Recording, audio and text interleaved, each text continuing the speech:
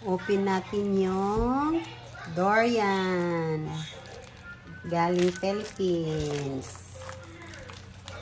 Dala po ito ng asawa ko. Ayan. Nag-crack po yung lagayan. So, i-transfer po natin siya. Ang sarap nito. Sarap.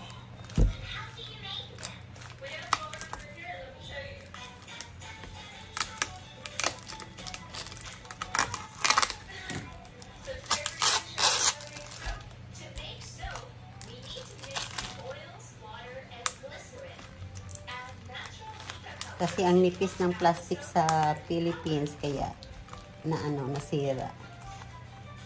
Nag-crack. Pero alam naman natin kasi sa airport, binabato yung bag. Kaya siguro nagkaganito. Yan. Wala na pong buto yung durian. Ang sarap nito.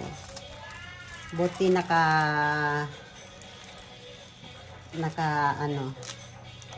hindi na sita sa airport. Ayan, yung durian jam.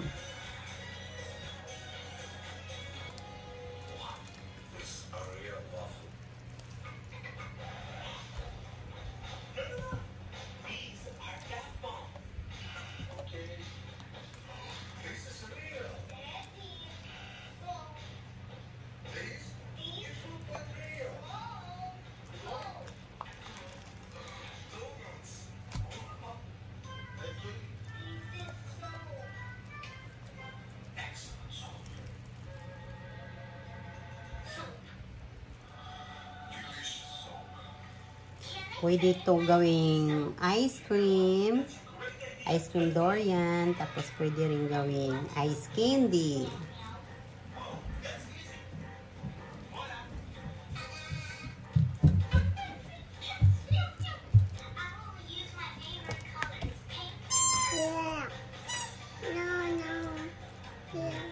Yak daw, sabi ng anak ko.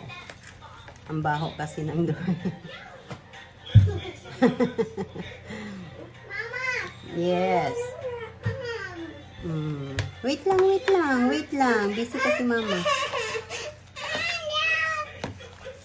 Oh guys, yung durian jam.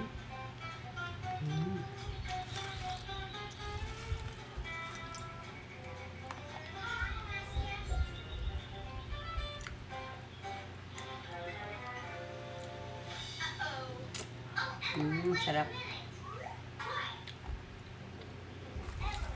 Ubusin lang natin siya sa naman sayang.